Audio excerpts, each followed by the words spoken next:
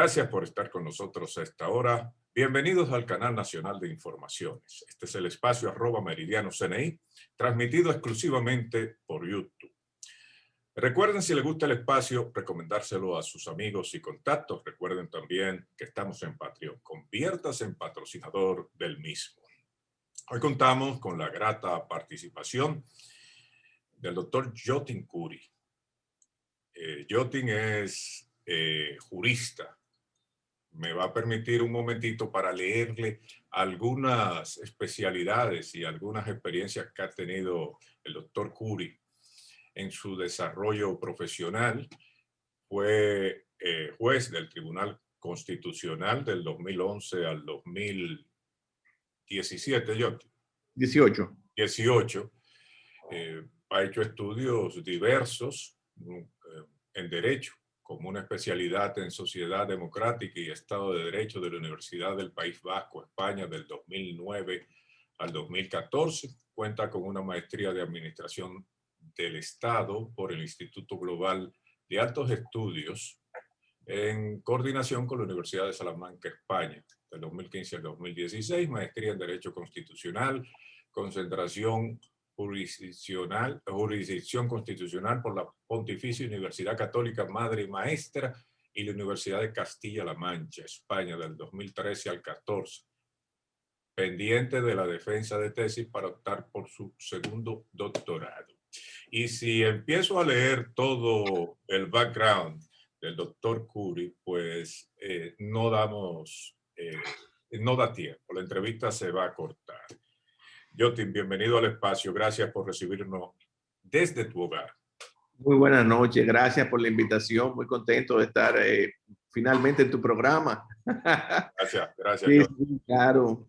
Mira, vamos a comenzar. Te he oído hablar bastante en diferentes medios sobre el acuerdo del prechequeo por parte de un acuerdo todavía mayor con los Estados Unidos. Háblame bastante sobre eso, no te iba a decir un poquito. Háblame, detállame en la situación que estamos con el famoso prechequeo. Perfecto. Voy a comenzar cómo entramos en contacto con ese asunto. El caso llega al Tribunal Constitucional en el año 2016. Nunca fue aprobado porque un grupo de jueces considerábamos que ese acuerdo era notoriamente inconstitucional, porque vulneraba la soberanía nacional. ¿Qué pasa? Se presentó múltiples veces al Pleno. Nunca fue aprobado porque no alcanzó la mayoría de 9 votos que se requieren en ese órgano para que pueda pasar o para que sea aprobada una sentencia. Allá se requiere esa mayoría extraordinaria de 9 votos. Entonces, al no pasar nunca, nosotros nos sorprendió que ahora en las entrevistas que se le hicieron a los que aspiraban, los últimos que entraron, en la última renovación, una pregunta recurrente a los aspirantes era ¿qué opinaba de ese acuerdo? Cosa impropia porque es un tema que está pendiente todavía de aprobación. A las dos magistradas que entraron nuevas, se le hizo esa pregunta precisamente. Y a la vez se orquestó una campaña para decir que un grupo de jueces ultranacionalistas habían impedido la aprobación de ese acuerdo muy beneficioso para el país. Por ejemplo, José Tomás Pérez puso un Twitter en ese sentido y muchas otras voces se hicieron sentir. Lo que nos obligó a nosotros a ofrecer una inusual rueda de prensa en la que decíamos por qué ese acuerdo no tenía que ser aprobado. No porque fuésemos ultranacionalistas, sino porque sencillamente vulnera la soberanía nacional. Hazme una pausa, por favor. Mencionaste a 2 juezas que fueron elegidas. Las 2 nuevas que entraron. Las 2 magistradas nuevas que entraron. Se les hizo esa pregunta. Cuando sí. se le hicieron la pregunta, ¿cuál fue la respuesta que ella emitieron? Una dijo que lo tenía que estudiar, otra dijo que estaba de acuerdo. ¿Que estaba de acuerdo con qué? Porque eso promovía el turismo, etcétera, etcétera. Cuando tú viste eso, ¿cuál fue tu reacción? No, me sorprendí porque dije, esto no debe ser preguntado a ningún aspirante, porque es un asunto que todavía se supone secreto y que debe ser ponderado y conocido por los jueces del Tribunal Constitucional. Entonces, al hacer eso público, al referirse a ese tema al Consejo Nacional de la Magistratura de manera impropia y a la vez orquestarse solapadamente una campañita para decir que un grupo de jueces ultranacionalistas se habían opuesto y que eran los responsables de que ese acuerdo no fuese aprobado para beneficio del país, nos obligó obviamente a dar una explicación. Y a partir de entonces ya hemos asumido eso como una bandera. Ese acuerdo vulnera en múltiples aspectos la soberanía y esa es la razón por la cual nosotros nunca votamos por él. Claro, ya estamos todos fuera del tribunal, los que nos oponíamos. Los que lo oponían eran 4. No, 5. Porque con 4 pasaba, con 4 votos en contra pasaba, de 13 jueces quedaban 9. Es decir, pasaba con más del 75% de los votos. Exactamente. Pero como éramos 5, él no llegó a pasar. Todavía hay votos disidentes entre los que quedan, pero han ido construyendo una mayoría favorable para que eso pase y cualquier día de estos verás en la prensa que fue aprobado. Lo vas a ver, eso viene. Porque, pero bueno, de hecho, si entraron los 4 con esa posición, ya pasó al momento de votación. No te digo, si los otros mantienen... Habría que ver el momento de la votación que va a pasar, porque hasta que no es aprobado, tú sabes, hay gente que ha rectificado, que originalmente votaba a favor y luego ha reconsiderado su posición. ¿Qué ocurre? Que hay intereses muy poderosos del sector turístico que están a favor de eso y grupos importantes. Bueno, grupos económicos. Pero explícanos en qué consiste ese acuerdo. Perfecto. El acuerdo es el siguiente. Se iniciaría en el aeropuerto de Punta Cana un proyecto piloto en el que habría en ese aeropuerto un área de prechequeo que se considera para unos fines, oye bien, territorio norteamericano, pero para otros no. Me explico. Para fines de aplicar sus leyes en materia de decomiso, incautación de bienes y una serie de aspectos, es territorio norteamericano. Pero al momento de devolver a cualquier persona que presente su solicitud en esa área de prechequeo, que eventualmente se instalaría, para esos fines no es territorio norteamericano y tendría el país que encargarse de recibir ese refugiado, de procesarlo, de costear todo lo relativo al mismo. Además de que también el acuerdo dice que esa área de prechequeo tendría que ser pagada y costeada por el gobierno dominicano. Fíjate bien. Es decir, que van a los funcionarios y a los oficiales norteamericanos, el Estado dominicano le va a pagar. No, el Estado dominicano le va a pagar. A los norteamericanos. A los norteamericanos que operen en esa área. Oye bien, esos funcionarios, esos agentes tendrían pistolas eléctricas, dispositivos de seguridad, macanas, y otros dispositivos de seguridad intermedia, le llama el acuerdo, de seguridad intermedia. Para ahí ellos, en fin, van a controlar para unos aspectos es territorio norteamericano, para otros no. ¿Qué ocurre? Nosotros decimos, bueno, muy bien, eso es factible, ese sacrificio de soberanía, siempre y cuando el país pueda hacer lo propio en el aeropuerto Kennedy de los Estados Unidos, o en el de Miami, o en cualquier otro. Reciprocidad. La reciprocidad es fundamental en ese tipo de acuerdos. ¿Qué ocurre? Que ni por asomo hay reciprocidad, pero en lo más mínimo. ¿Sabes qué hicimos nosotros? Revisamos el acuerdo con Canadá, que lo tienen los norteamericanos, donde hay absoluta y total reciprocidad, absoluta, con los Emiratos Árabes, en fin. Hay otras islas aquí del Caribe que lo tienen, como Bahamas, Aruba. Son 6 países, son muy pocos en el mundo. La prensa española, las autoridades españolas los rechazaron y la prensa española, lo puede buscar por internet, lo denominó eso como un caramelo envenenado. Oye bien, ha sido rechazado por muchos países. Aquí lo quieren implantar. Pero lo que es peor todavía, Willy, es que entonces ellos inadmitirían, nosotros recibiríamos esos refugiados, tendríamos que cargar con ellos. ¿Y cuál es el propósito de eso? Descongestionar sus cortes. porque según la Convención de Viena, tan pronto un refugiado llega al territorio, no puede ser devuelto. Hay que someterlo a un proceso.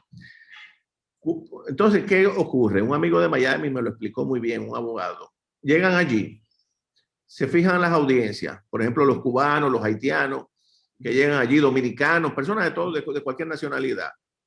Pero como el proceso es lento y esa convención le impide devolverlos, hasta tanto no se le pase juicio, ¿qué hacen ellos? Que se casan con un nacional allá y ahí desactivan el proceso. Entonces, el propósito es ellos expandir sus fronteras hacia estos países para que no lleguen a territorio norteamericano y no puedan acogerse a la Convención de Viena de 1951. ¿Estás entendiendo? Sí, sí, sí. Entonces, así nosotros cargamos con el problema, pero nosotros tenemos una situación, tenemos que poner eso en contexto muy particular. Eso equivaldría a una tutela de soberanía, porque dice el acuerdo que todo lo que tenga que ver con refugio y asilo tendría que ser consensuado con los Estados Unidos. Y no solamente se limita al aeropuerto de Punta Cana, sino todos los puntos de entrada y salida internacionales, sean aéreos, marítimos o terrestres, es decir, incluye la frontera con Haití. Si ese acuerdo hubiese sido aprobado, Willy, cuando estuvimos ahí, hoy Abinader no hubiese podido enviar un solo soldado a la frontera si no lo consulta y se lo aprueban los Estados Unidos. Tan simple como eso. Te lo estoy poniendo como un ejemplo. Y tú sabes que aquí tenemos un problema muy serio con nuestros vecinos. Sí. Entonces, esto tiene un trasfondo muy peligroso. Por eso yo he escrito una serie de artículos, te envié uno ahorita, te voy a enviar otros más, donde yo expongo el peligro de ese acuerdo. Entonces, en ese orden de ideas, eso es sumamente peligroso, sobre todo en el caso nuestro, el caso dominicano, donde tenemos una frontera porosa, donde entra todo el que quiere, por lo menos de allá para acá, y nosotros en esos casos nos llenaríamos de refugiados económicos, algo que no está contemplado en la Convención de Viena. Es decir, ese acuerdo nos obliga a nosotros, frente a ese tipo frente a todos los refugiados, a buscar soluciones alternativas, oye bien, alternativas no previstas en la Convención de Viena de 1951, nos pone en una situación más gravosa que la que ya de por sí establece la Convención. O sea, nosotros tendríamos que ingeniárnosla, en pocas palabras, para que el pueblo lo entienda, para resolver los problemas y además consultarlo con los Estados Unidos. Algo inaceptable. Más todavía. El gobierno del presidente Abinader está enterado, me imagino. Está a favor. Se mostraron a favor. Busca la prensa en estos de hace unos 15 días. Pero están enterados de las repercusiones de ese acuerdo. Y Paliza habló de que estaba de acuerdo, de que eso tenía que ser aprobado. Eso fue dicho públicamente. Eso lo recoge la prensa. Y José Tomás Pérez y una serie de gente. Diciendo que no, que eso era fundamental para incrementar el turismo. Oye, ¿cuál es el pretexto? Sí. No hablan de los refugiados ni del anexo. Para incrementar el turismo. Y yo, en un reciente intercambio académico con un grupo de abogados en la Pontificia Universidad Católica, Madre y Maestra, decía, pero bueno, yo todavía no he visto el primer estudio que diga que ese tipo de acuerdo potencia o dinamiza el turismo. Pero aun cuando lo potenciara, ¿qué precio tiene la soberanía de un país? La soberanía no tiene precio, señores. Y si ese acuerdo es aprobado, eso es definitivo e irrevocable. Por eso yo llamo la atención de los nuevos jueces.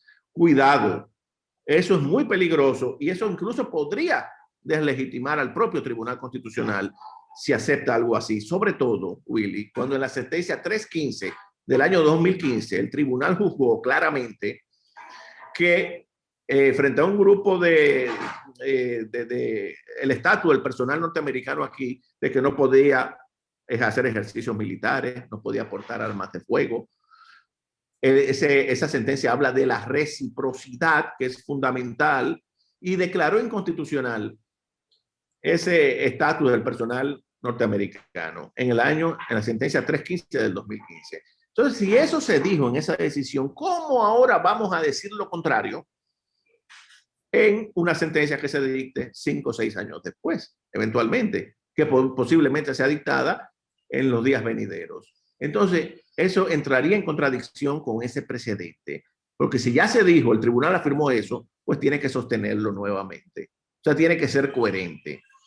Más todavía, el presidente Abinader, que dijo el día pasado, que no admitía que una potencia emergente como China hiciera inversiones en los puertos o aeropuertos de la República Dominicana. En áreas estratégicas. Sí, esos son áreas estratégicas. Sí, sí, sí. Muy bien, yo lo aplaudí. Pero ese mismo criterio hay que tenerlo con los Estados Unidos. Entonces, ¿cómo le vamos a permitir a los Estados Unidos que tengan personal, agentes aquí, revisando, ¿no?, eventualmente maltratando a los dominicanos en su propio territorio? Porque que lo hagan allá, perfecto, pero no aquí. Entonces, no podemos aplicar un criterio para los chinos y otro para los norteamericanos. ¿Me estás entendiendo? Sí, perfecto. Porque son áreas estratégicas también, son las mismas áreas estratégicas a las que él se opone. Entonces yo digo, ¿pero y qué es esto? Que es una incoherencia total, absoluta. Sí, sí. En ese sentido, sí. Si el presidente Abinader dice, bueno, yo necesito el consejo de un jurista experimentado para tratar este tema, y te llama a ti, ya reunido en Palacio, en su despacho, te pregunta, ¿qué hago con esto? ¿Qué tú le dices? No, que eso hay que renegociarlo necesariamente, retirarlo del Tribunal Constitucional, renegociarlo. Que exista, lo primero es reciprocidad, por lo menos en papel, aunque no se haga en la práctica. Oye bien, por lo menos en papel, guardemos las apariencias, y que sea rediscutido, subsanando todos los puntos de inconstitucionalidad y eliminando el tema de los refugiados y de los que pidan asilo, sobre todo por la situación de nuestro país con el problema haitiano, y ahora también tenemos muchas personas que vienen de Venezuela y de otros países, chinos y de todas partes, pero fundamentalmente el problema haitiano. En ese sentido, ese acuerdo tiene necesariamente que ser revisado de principio a fin. Así aprobarlo tal como está y como quieren determinados grupos económicos, eso es inviable. Eso es una cesión unilateral de soberanía a cambio de nada. Una cesión gratuita. Y yo te digo, Willy, en un país como el nuestro, donde primero luchamos contra los franceses, donde luego luchamos contra los haitianos para consolidar en las guerras de independencia, nuestra soberanía. Luego, en el siglo XX, contra dos intervenciones norteamericanas, la del 16 y la del 65. Sí. Un pueblo que ha luchado como ningún otro en América por preservar su soberanía a lo largo de su historia. ¿Cómo de buenas a primeras va a venir y entregarla graciosamente en un acuerdo porque le convengan a determinados grupos? Eso es sencillamente inconcebible, penoso y humillante. Eso es inaceptable. Eso es impensable. ¿Qué es la soberanía? La soberanía se ejerce en un territorio concreto. Cuando tú controlas tus fronteras, cuando tú proteges tu territorio y actúas en el plano internacional en un pie de igualdad frente a otros estados. Así de simple. ¿Qué han dicho algunos juristas? Eso no es nada. Eso es trasladar un proceso administrativo de que se hace en los Estados Unidos al territorio dominicano. Oye, ¿cómo lo justifican? Pero no te hablan de los refugiados. No te hablan de... le dicen, ¿y que dinamiza el turismo? Pero ¿dónde está el estudio que demuestre que eso es así? Eso es falso, eso es mentira, eso es para venderle esa idea a la opinión pública. Y como este es un país, tú sabes, donde hay mucha gente incauta, le siembran esas falsas ideas. Pero según ese acuerdo, entonces, nada impediría que Haití, la población de Haití se traslade a República Dominicana bajo el argumento de que están pasando hambre en Haití. Correcto. Los refugiados económicos, claro, los refugiados económicos que no prevé la Convención de Viena de 1951. Eso es sencillamente, tienen ustedes el problema encima. Un país pobre, con recursos limitados, que ya de por sí carga pesado, con una inmensa población haitiana en este territorio, que aquí no se sabe, ronda ya por el 30% y cuidado sin más. Ya eso es sencillamente entregar por las buenas lo que ha sido defendida de lo que ha sido defendido con tanta sangre y con tanto sudor y tantas lágrimas como ha sido nuestra soberanía a lo largo de nuestra historia. O sea, eso es un crimen contra el país, Willy. Yo por eso he escrito una serie de artículos exponiendo mucho cuidado con eso, mucho cuidado. Yo espero que el tribunal pueda recapacitar y resistir ese tipo de presiones, porque fíjate bien, las guerras hoy día ya no se están librando en el campo de batalla, sino en estos escenarios, en la prensa, en los tribunales, en las instituciones de los países. Y como este es un país con instituciones tan débiles, en fin,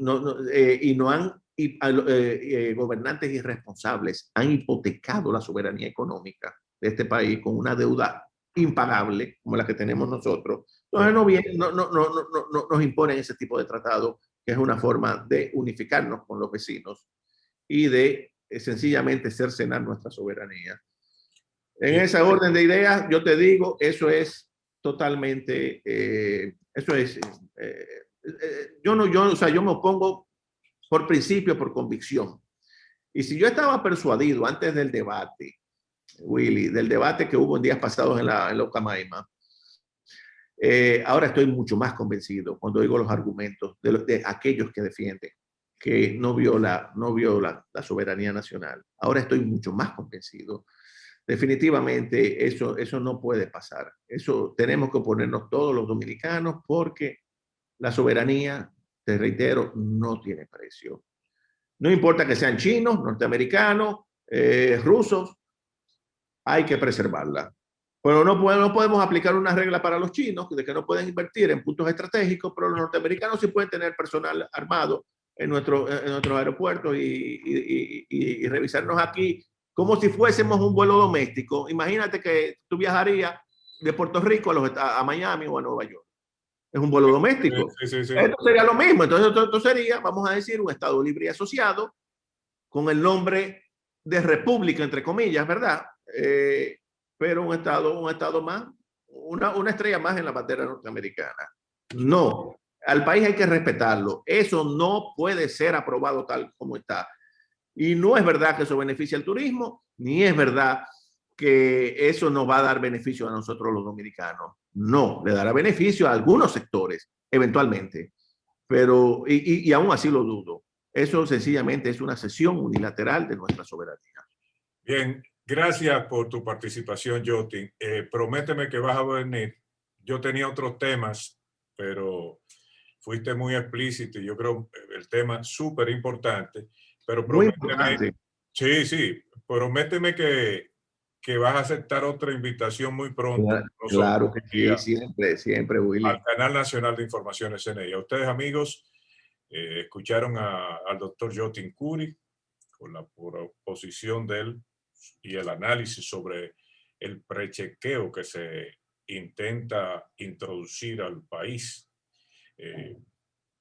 Escriban en sus comentarios lo que usted entendió, sus posiciones, su parecer acerca de este tema tan vital para todos nosotros los dominicanos.